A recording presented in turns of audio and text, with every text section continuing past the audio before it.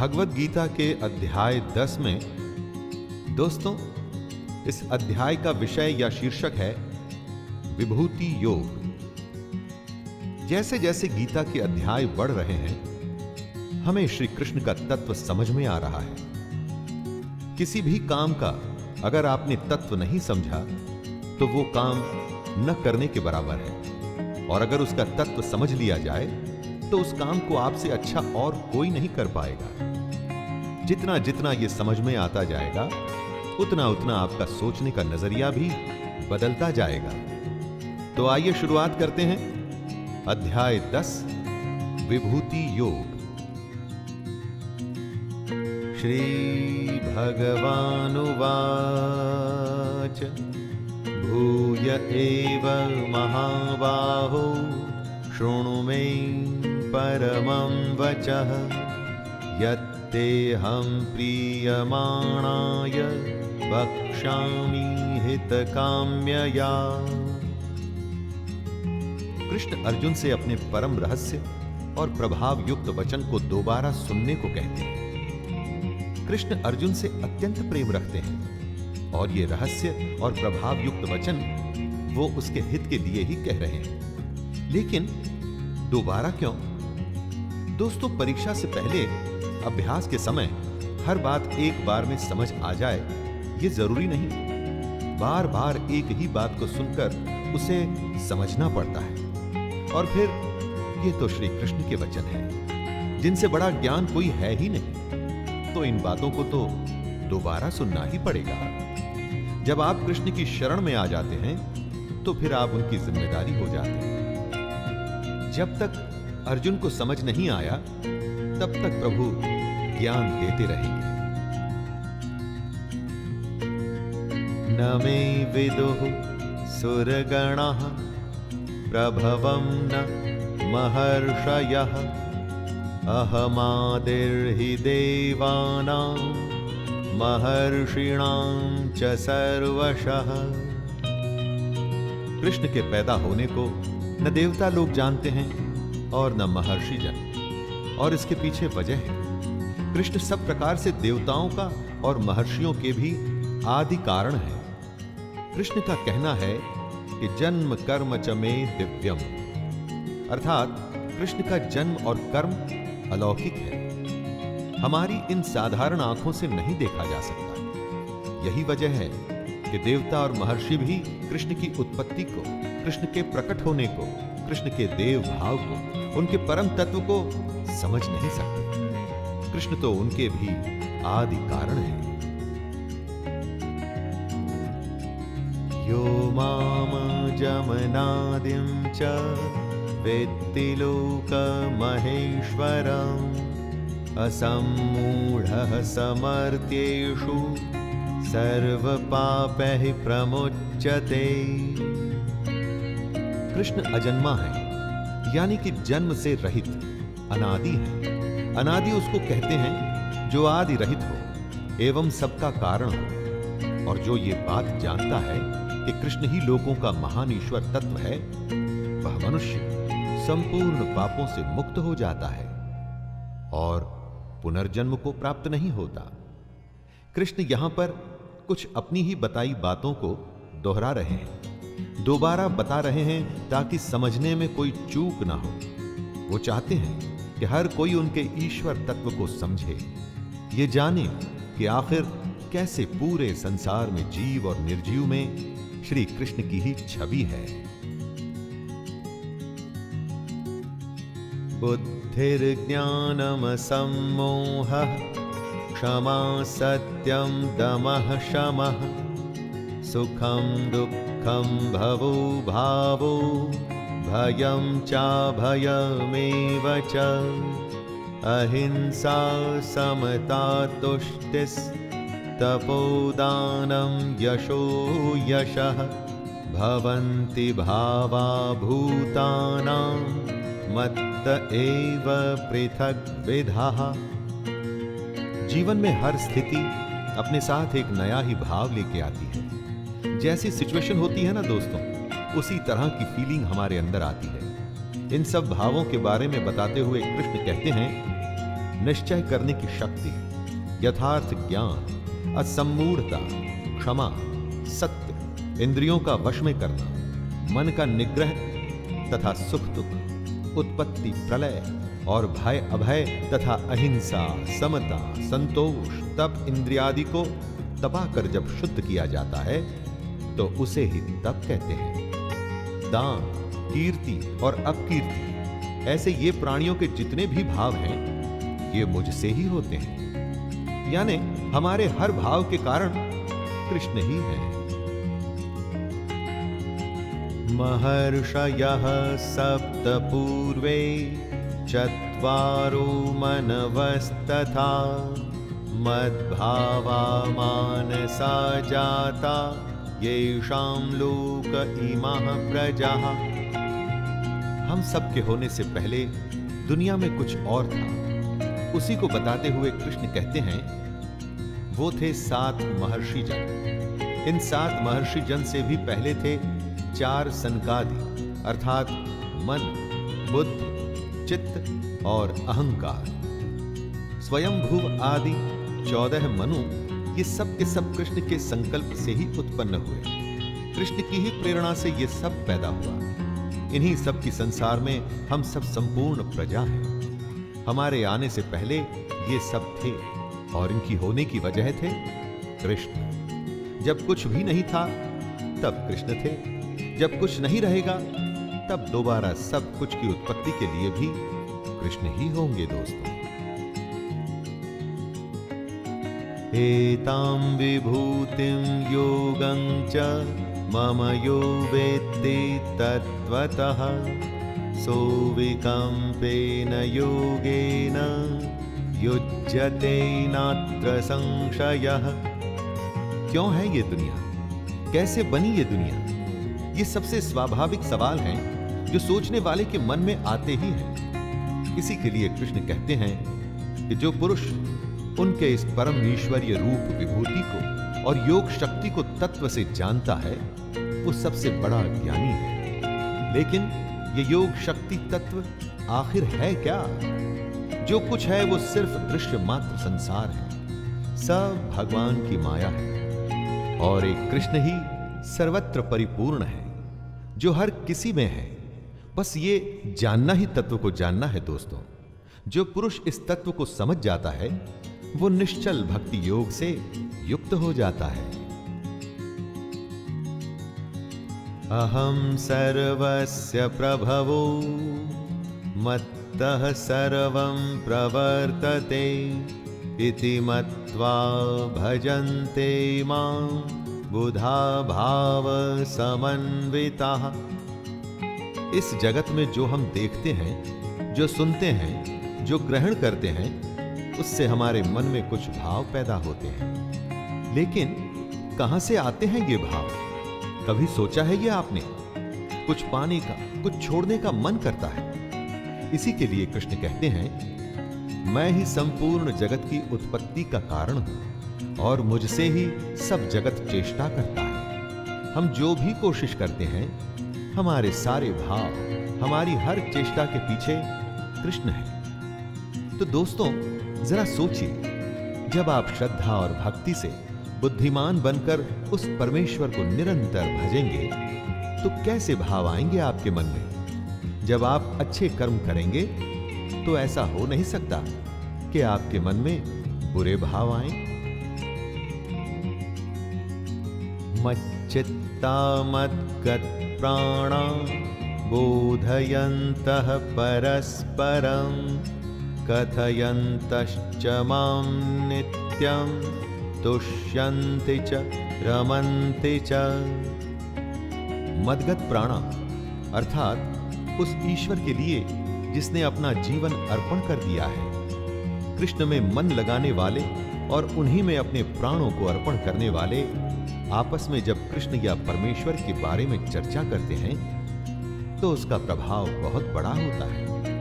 इसीलिए सत्संग या हर सुबह और शाम की आरती को बहुत महान बताया गया है। जब सच्चे मन से कृष्ण को मानने वाले आपस में कृष्ण का कथन करते हैं तो वो हर तरह से कृष्ण में ही रमण करते हैं, कृष्ण में ही रहते हैं और फिर एक दिन उसी को प्राप्त भी होते हैं।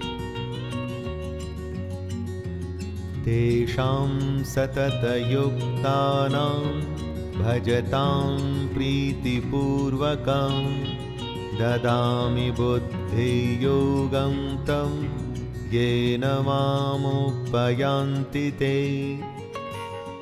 दोस्तों, स्कूल, कॉलेज, यूनिवर्सिटी में जब आप पढ़ते हैं, किसी कैंप में अपनी विशेष ट्रेनिंग के लिए जाते हैं, तो क्या होता है? दिन रात आप अपने ही जैसे एक विद्या को साधने वाले बहुत सारे लोग आपस में अपने चुने हुए विषय या खेल के बारे में बातें करते हैं, डिस्कस करते हैं, बातों को समझते हैं और एक दूसरे को ठीक भी करते हैं, सीखते हैं और सिखाते हैं। सत्संग और परमेश्वर की साधना भी तो वही है। योग और क्या है? जब निरंतर उसके ध्यान में लगे रहेंगे, तभी तो तत्व ज्ञान रूप योग की प्राप्ति होगी। जिस दिन योग प्राप्त हो गया दोस्तों, तो समझिए सब कुछ हो गया। तेषामेवानुकंपार्थम् अहं ज्ञानजं तमः नाशयाम्यात्मभावस्थो ज्ञानदीपेन भास्वता। जिसने हमारे ऊपर कृपा करनी है, वो तो असल में हमारे अंदर ही है, हमारे पास ही है, न काबे में न कैलाश में। हमारे अंदर रह के वो हमारे अंदर के अज्ञान को नष्ट करता है। लेकिन ये सब अपने आप तो हो ही नहीं सकता, कुछ तो चेष्टा हमको भी करनी होगी। सिर्फ सच्चे मन से उसके बारे में सोचना होगा, सच्चे मन से अपना कर्म, अपना कर्तव्य निभाना होगा, अपनी इच्छाओं और मोह को छोड़ना होगा। हमारे ऐसा करने के बाद सारा काम उसी का है। परमेश्वर ना तो हमारे कर्म और ना ही हमारे योग को कभी नष्ट नहीं होने देंगे। इसी तरह से वो हमें मुक्ति देंगे। अर्जुन उवाच परम ब्रह्म परम धामं पवित्रं परमं भवान् पुरुषं शाश्वतं दिव्यम् आदिदेवमजं विभुम् आहुस्त्वामृषयः सर्वे देवर्षिर्नारदस्तथा हसितो देवलो व्यासः स्वयं चैव ब्रवीषि मे। अर्जुन ने युद्ध छोड़ दिया था। युद्ध के बीचों बीच बैठ उसने लड़ने से मना कर दिया था। इसीलिए कृष्ण ने उसे ज्ञान देना शुरू किया था। ऐसा लगता है कि शायद अब उसे कृष्ण का ज्ञान और उनका स्वरूप समझ में आ रहा है। समय लगता है दोस्तों, लेकिन अगर आप अपने सारथी, अपने मार्गदर्शक, अपने गुरु की बातें ध्यान से सुने तो ज्ञान अवश्य ही प्राप्त होता है। अर्जुन कृष्ण को परम ब्रह्म, परम धाम और परम पवित्र बताते हुए कहते हैं, आपको सब ऋषिगण सनातन, दिव्य पुरुष एवं देवों का भी आदि देव, अजन्मा और सर्वव्यापी कहते हैं। वैसे ही देवर्षि नारद, असित, देवल ऋषि तथा महर्षि व्यास भी कहते हैं। सर्वमेतद्धृतं मन्ये यन्मां वदसि केशव न हि ते भगवन् व्यक्तिं विदुर्देवा न दानवः। अर्जुन को अब जब कृष्ण का असली रूप समझ में आ रहा है, तो वो उन्हीं बातों को दोहरा रहा है जो कृष्ण ने कही थी। अभ्यास का दोहराना लेसन सीखने की एक बहुत बड़ी क्रिया है ना? याद करिए वो दिन जब परीक्षा से पहले न जाने कितने ही बार दोहरा दोहरा के आप ये सुनिश्चित करते थे कि परीक्षा के दिन आपको सब कुछ भली भांति याद हो। अर्जुन कहते हैं, हे केशव, जो कुछ भी मेरे प्रति आप कहते हैं, इस सबको मैं सत्य मानता हूं। हे भगवान, आपके लीलामय स्वरूप को न तो दानव जानते हैं और न देवता ही।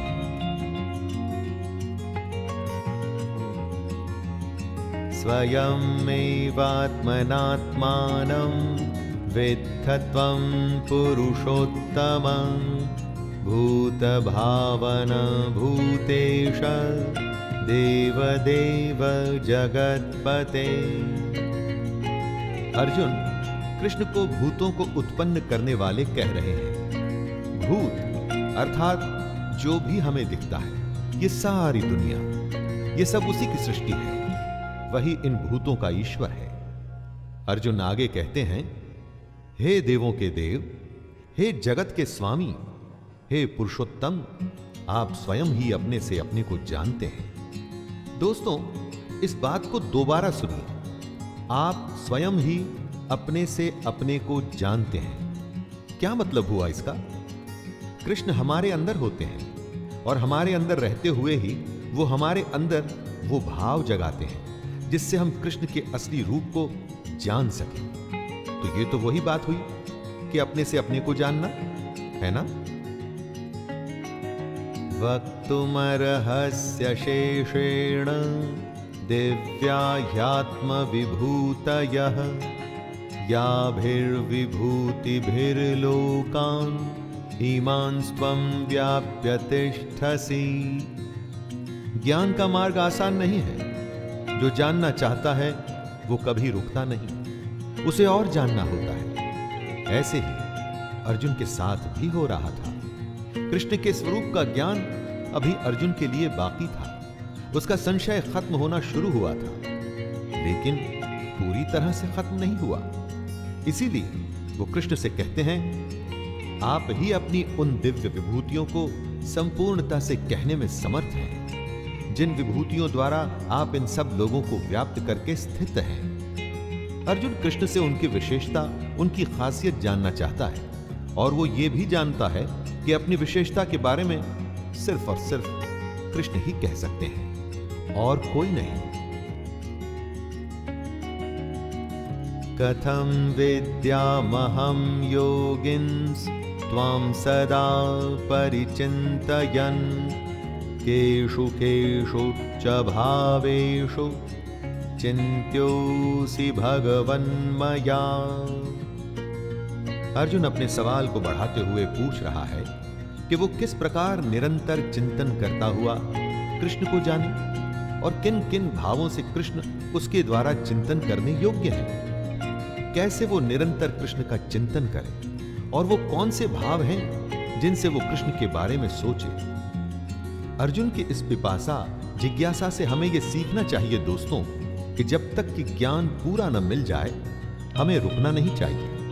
इसी तरह की निष्ठा, इसी तरह की तन्मयता यानी कि लगन आपको अपने क्षेत्र में बेस्ट बनाती है या वर्ल्ड चैंपियन बनाती है। विस्तरेणात्मनो योगं विभूतिं च जनार्दन भूयः कथयः तृप्तिर्हि शृण्वतो नास्ति मे मृतम्।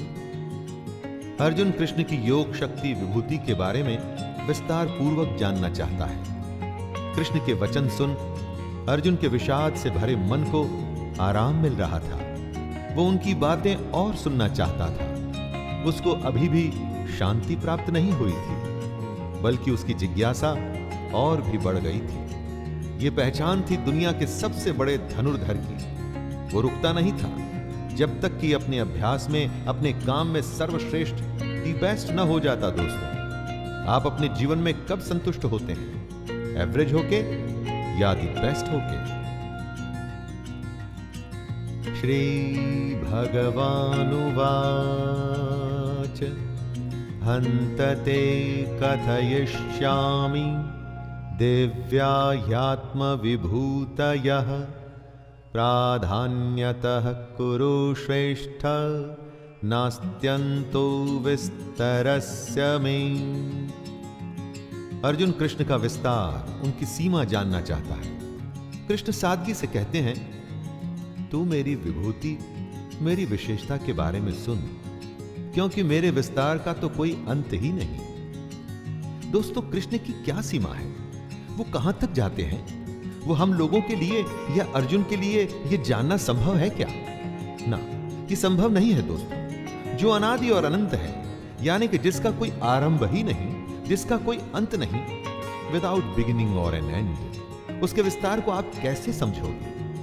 हां, लेकिन जरूरी है कृष्ण के स्वरूप को समझना, और वही बात स्वयं कृष्ण समझा रहे हैं। अहमात्मा गुडाकेश सर्वभूताशय स्थितः अहमादिश्च मध्यम च भूतानामंत एव च। कृष्ण कहते हैं, हे अर्जुन, मैं सब भूतों के हृदय में स्थित सबकी आत्मा तथा संपूर्ण भूतों का आदि, मध्य और अंत भी मैं ही हूं। हमारे अंदर जो आत्मा स्थित है, जिससे हमको मिलना है, जिसको हमें जानना है, वो कृष्ण ही है। हमारी शुरुआत, मध्य और आखिरी पड़ाव भी कृष्ण ही है। कई बार जब हम कुछ करते हैं तो अंदर से आवाज आती है कि ये सही है या ये गलत है। कौन होता है वो जो आपको ये बताता है? हमारी अंतरात्मा यानी कृष्ण, जो अपने अंदर की इस आवाज को निरंतर सुनने लगते हैं। उनकी गट फीलिंग कभी गलत नहीं होती दोस्तों।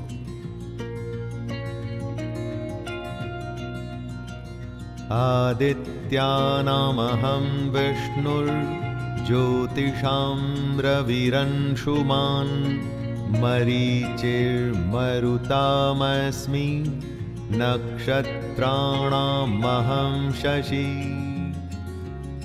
अदिति ऋषि कश्यप की पत्नी थी। उनके 12 पुत्र थे, जिन्हें देवता भी कहा जाता है। कृष्ण कहते हैं कि अदिति के 12 पुत्रों में वो विष्णु हैं। जितनी भी ज्योतियां हैं, उनमें कृष्ण किरणों वाले सूर्य हैं। कृष्ण 49 वायु देवताओं का तेज है, और नक्षत्रों का अधिपति चंद्रमा भी कृष्ण है। यहां पर कृष्ण अपनी महिमा, अपने विराट स्वरूप को समझा रहे हैं। सिर्फ बातों की परिभाषा न समझिए दोस्तों, उनमें छुपा तत्व, उसके अंदर की गहरी बात को समझिए। जितनी भी ज्योतियां हैं, उनमें जो सूर्य है वो कृष्ण है। क्या आप और किसी ज्योति को जानते हैं जो सूर्य से अधिक तेज हो? वेदानां सामवेदोऽस्मि देवानामस्मि वासवः इंद्रियाणां मनश्चास्मि भूतानामस्मि चेतना। कृष्ण अपने को वेदों में सामवेद बताते हैं।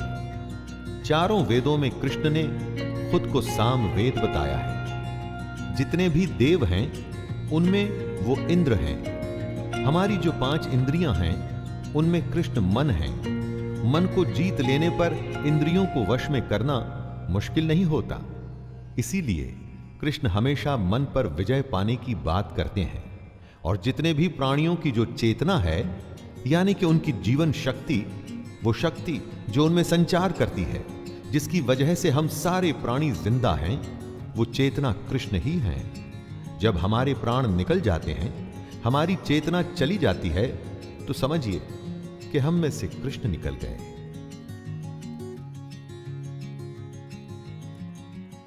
रुद्राणां शंकरश्चास्मि वित्तेषु यक्षरक्षसां वसूनां पावकश्चास्मि मेरुः शिखरिणामहम्। ऋग्वेद में रुद्र को बलवानों में सबसे अधिक बलवान कहा गया है। ऐसे 11 रुद्र होते हैं।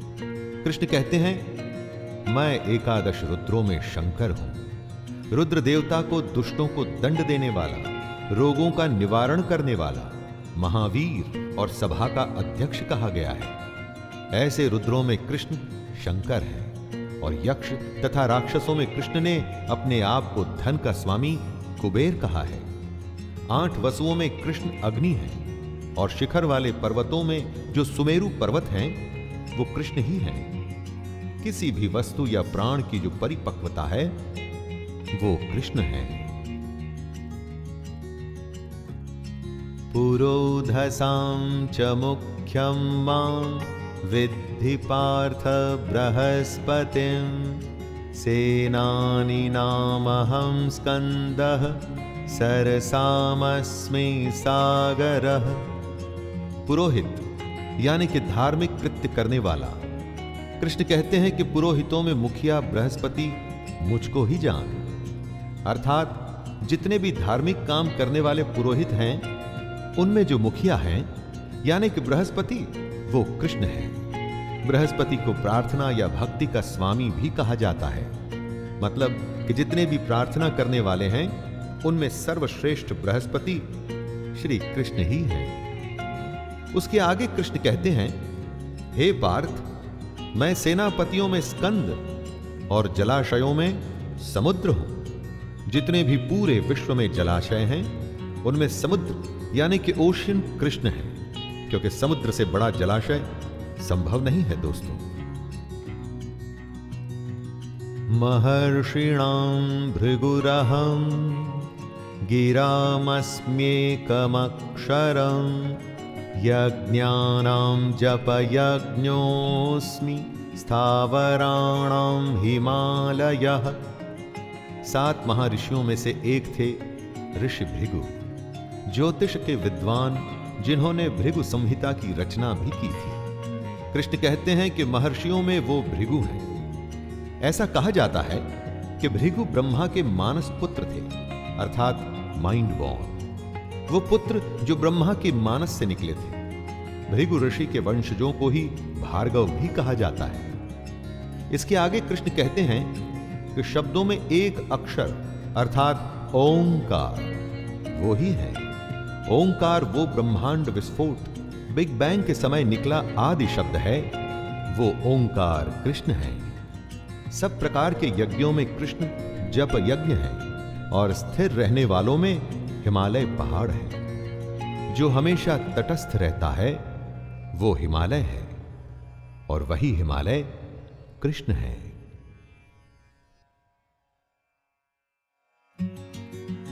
अश्वत्थः सर्ववृक्षाणां देवर्षीणां च नारदः गन्धर्वाणां चित्ररथः सिद्धानां कपिलो मुनिः।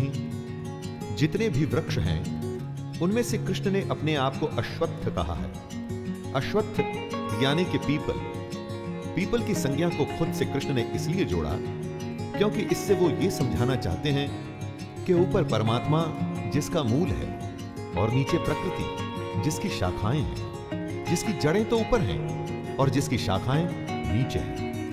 नीचे प्रकृति और ऊपर परमात्मा। इसीलिए सब वृक्षों में कृष्ण अपने को पीपल का वृक्ष कहते हैं। देवर्षियों में कृष्ण, नारद मुनि और गंधर्वों में चित्ररथ और सिद्धों में कपिल मुनि कृष्ण ही है। उच्चैः श्रवसमश्वानां विद्धि माममृतोद्धवम् ऐरावतं गजेन्द्राणां नराणां च नराधिपम्।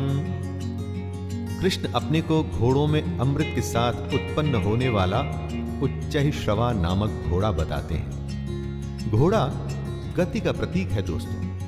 आत्मा के तत्व को पकड़ने के लिए मन जब गति पकड़ता है तो वो घोड़ा है, और वो घोड़ा जो अमृत के साथ जन्मा वो श्रेष्ठ है। दुनिया में हर वस्तु नाशवान है, लेकिन आत्मा अजर अमर है, यानी अमृत स्वरूप। दोस्तों, श्रेष्ठ हाथियों में कृष्ण ऐरावत नामक हाथी है, और मनुष्यों में जो राजा है वो कृष्ण है। हर एक अवस्था या वस्तु में जो सबसे श्रेष्ठ है वही कृष्ण है।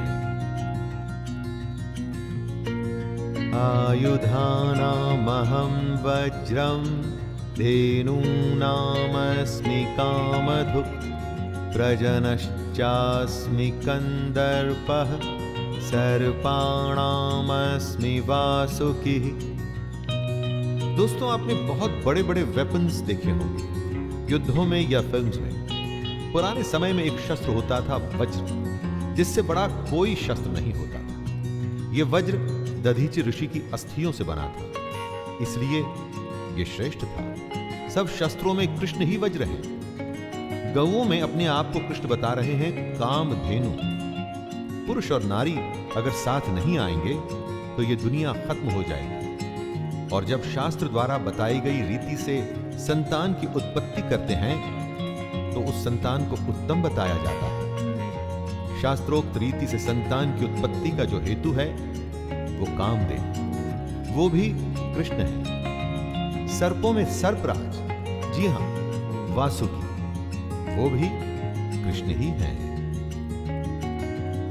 अनंतश्चास्मि नागानां वरुणो यादसामहं पितॄणामर्यमा चास्मि यमः संयमतामहं।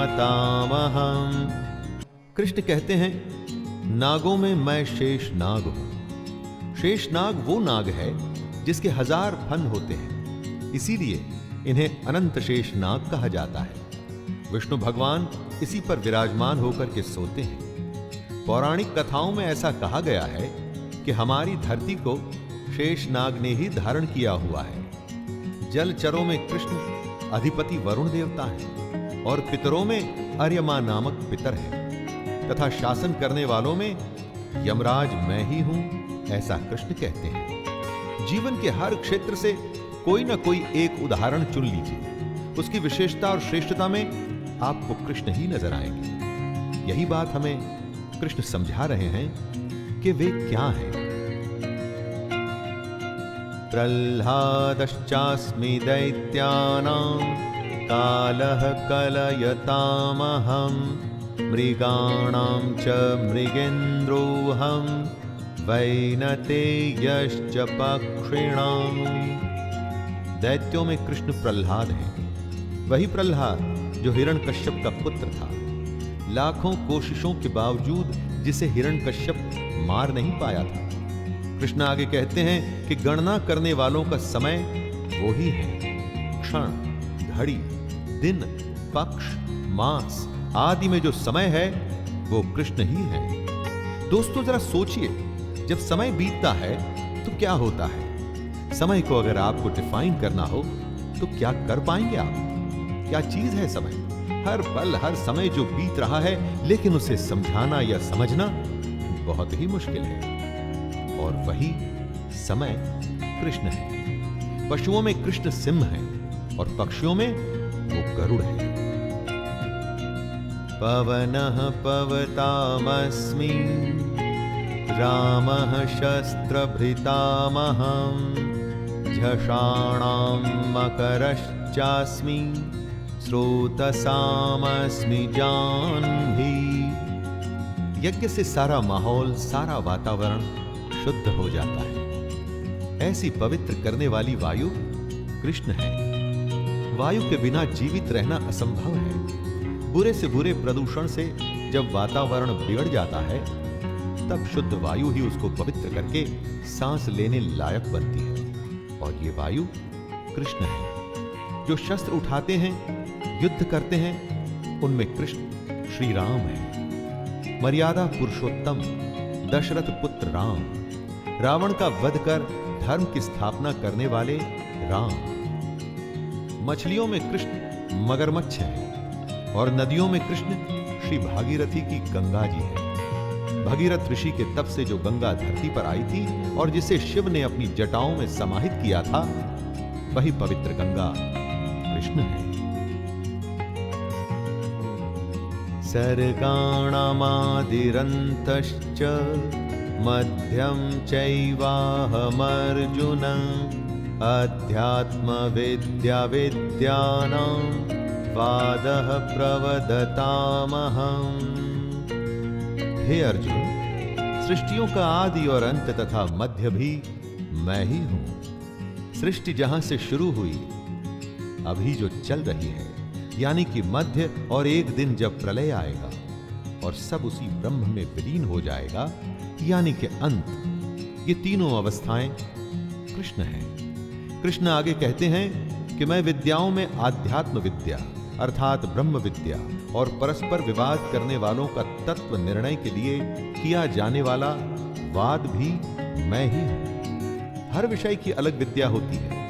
आध्यात्म विद्या अर्थात ब्रह्म विद्या यानी कि वो विद्या जो हमारी आत्मा का द्वार आध्यात्म की तरफ खोले, जिससे हमें ब्रह्म की प्राप्ति हो, वो कृष्ण है। अक्षराणामकारोऽस्मि द्वन्द्वः सामासिकस्य च अहमेवाक्षयः कालो धाताहं विश्वतो मुखः।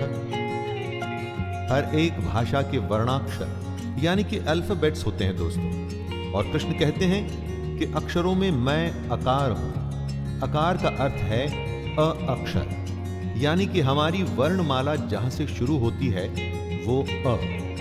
कहीं यही वो पहला अक्षर तो नहीं जो कोई शिशु सबसे पहले अपने मुंह से निकालता है। कृष्ण कहते हैं कि समासों में मैं द्वंद्व नामक समास हूं। द्वंद्व समास यानी कि वो समास जिसमें दोनों पद प्रधान होते हैं। अक्षय काल अर्थात काल का भी महाकाल तथा सब और मुख वाला विराट स्वरूप, सबका धारण पोषण करने वाला भी मैं ही हूं। मृत्युः सर्वहरश्चाहम् उद्भवश्च भविष्यताम् कीर्तिः षड्वाक्च नारीणां स्मृतिर्मेधा धृतिः क्षमा। कृष्ण अपने बारे में ही विभूतियां बताते हुए कह रहे हैं कि मैं सबका नाश करने वाला मृत्यु और उत्पन्न होने वालों का उत्पत्ति हेतु हूं। जब कोई पैदा होता है तो उसका कारण वजह कृष्ण है। जिस भी किसी का जन्म हो रहा है उसकी वजह कृष्ण को ही माने। और फिर जब देह का समय पूरा हो जाता है, जब समय हो जाता है आत्मा के शरीर को बदलने का, तो मृत्यु भी कृष्ण ही है। स्त्रियों में कीर्ति यानी कि ग्लोरी दोस्तों, श्री यानी कि सम्मान, वाक यानी कि बोलना, स्मृति मेधा यानी कि इंटेलेक्ट, धृति यानी कि बराबरी और क्षमा मैं ही हूं। बृहत् साम तथा साम्नां गायत्री छन्दसामहं मासानां मार्गशीर्षोऽहं ऋतूनां कुसुमाकरः। श्रुति यानी कि सुना हुआ, ईश्वर की वो वाणी जो सुनी जाती है। कृष्ण अपना परिचय देते हुए अर्जुन से कह रहे हैं, गायन करने योग्य श्रुतियों में मैं बृहत् साम हूं। बृहत् साम का मतलब होता है ऐसा गायन जो स्वर्ग लोक श्रेष्ठत्व, मन और तेज को स्वर आलाप से व्यंजित करता हो, यानी कि वो सबसे बड़ा गायन जो ऋचाओं में स्वर प्रधान है। छंदों में गायत्री छंद हो, यानी कि गायत्री महामंत्र, तथा महीनों में मार्गशीर्ष और ऋतुओं में बसंत भी मैं ही हूं। द्यूतं छलयतामस्मि तेजस्तेजस्विनामहं जयोस्मि व्यवसायोस्मि सत्वं सत्ववतामहं। छल कई तरीके के होते हैं। पैसों का छल होता है, रिश्तों में छल होता है, राजनीतिक छल होता है। जैसे दोस्तों क्रिकेट में मैच फिक्सिंग जैसे छल भी तो होते हैं ना। जितने भी छल हैं, इनमें सबसे भयंकर छल कौन सा होता है वो जानते हैं? जो पल में कुछ भी करने की क्षमता रखता हो, वो है जुआ। इसीलिए कृष्ण कहते हैं कि मैं छल करने वालों में जुआ हूं। प्रभावशाली पुरुषों का जो प्रभाव है, उनका जो ओज है, वो भी कृष्ण ही है। जो जीत जाते हैं उनकी विजय कृष्ण है। निश्चय करने वालों का निश्चय और सात्विक पुरुषों का सात्विक भाव भी कृष्ण ही है। कृष्णीनां वासुदेवोऽस्मि पाण्डवानां धनञ्जयः मुनीनामप्यहं व्यासः कवीनामुशना कविः। यादवों के अंतर्गत एक वृष्णि वंश भी था। उसी के संदर्भ में कृष्ण कहते हैं कि वृष्णिवंशियों में मैं वासुदेव हूं, अर्थात जो इस समय स्वयं अर्जुन के सामने खड़े थे वो कृष्ण। कृष्ण आगे कहते हैं कि पांडवों में वो धनंजय हैं, अर्थात अर्जुन। पांडवों में हर किसी के पास गुणों की कमी नहीं थी, लेकिन उनमें सर्वश्रेष्ठ अर्जुन ही थे। तो स्वाभाविक ही है कि उन सब में से अगर कोई कृष्ण हो सकता था तो अर्जुन। मुनियों में वो वेद व्यास है, महाभारत के महान रचयिता, और कवियों में शुक्राचार्य कवि भी कृष्ण ही हैं।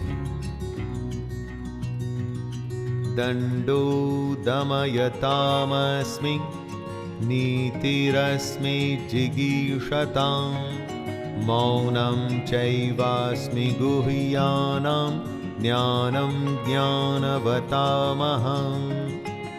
मैं दमन करने वालों का दंड अर्थात दमन करने की शक्ति हूं। दबाने का काम सिर्फ शक्ति का काम होता है, उसमें और कुछ काम नहीं आता। इसीलिए जिन्होंने दमन करना है, दबाना है, उनके दबाने की शक्ति कृष्ण है। जीतने की इच्छा वालों की नीति हो। जीतने के लिए बहुत कुछ करना पड़ता है, श्रम, इच्छा शक्ति, अभ्यास और जाने क्या क्या, लेकिन बिना नीति के जीत संभव नहीं है दोस्तों। गुप्त रखने योग्य भावों का जो रक्षक होता है वो होता है मौन, और वह मौन मैं हूं। अगर मौन नहीं टूटेगा तो कभी गुप्त भाव भी प्रकट नहीं होगा, और ज्ञानवानों का तत्व ज्ञान भी मैं ही हूं।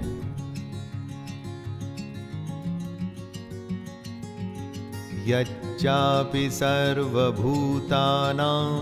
बीजं तदहमर्जुन न तदस्ति विना यतस्यान् मया भूतं चराचरम्।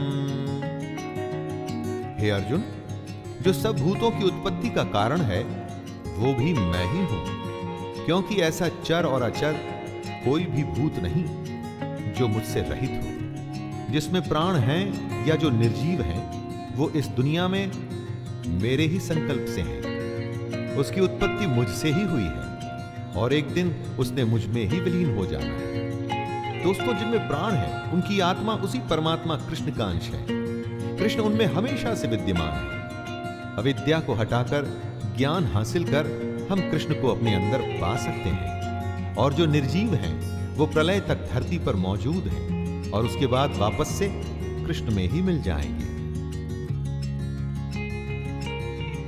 नान्तोऽस्ति मम दिव्यानां विभूतीनां परन्तप एष तुद्देशतः प्रोक्तो विभूतेर्विस्तरो मया। कृष्ण अर्जुन को अपनी महिमा, अपना स्वरूप बता रहे थे। इसके बाद वो अर्जुन से कहते हैं कि हे परंतप, मेरी दिव्य विभूतियों का अंत नहीं है। मैंने अपनी विभूतियों का यह विस्तार तो तेरे लिए एक देश से अर्थात संक्षेप से कहा है। कृष्ण ने अपनी कई विभूतियों के बारे में अर्जुन से कहा। जीवन से जुड़े हर क्षेत्र से उन्होंने उदाहरण दिए। इतना कुछ कहने के बाद भी उनकी विभूतियों का अंत नहीं हुआ।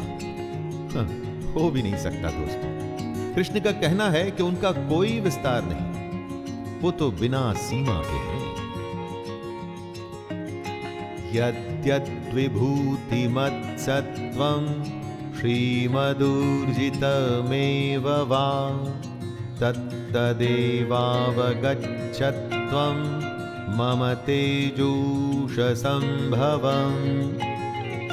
इस श्लोक में कृष्ण अपनी सारी विभूतियों को एक सूत्र में बांधते हुए, जनरलाइज करते हुए कहते हैं दोस्तों कि जो भी विभूति युक्त अर्थात ऐश्वर्य युक्त, कांति युक्त और शक्ति युक्त वस्तु है उसको तू मेरे तेज के अंश की ही अभिव्यक्ति जान।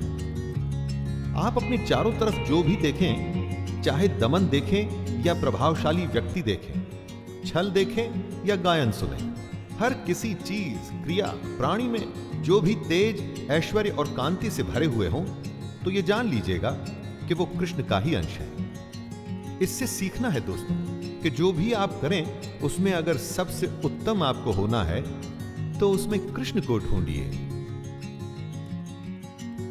अथवा बहुनैतेन किं ज्ञातेन तवार्जुन विष्टभ्याहमिदं कृत्स्नम् एकांशेन स्थितो जगत्। अपने इस श्लोक में कृष्ण अपनी विभूतियों को समेटते हुए अर्जुन से कहते हैं, हे अर्जुन, ये सब बहुत जानने से तेरा क्या प्रयोजन है?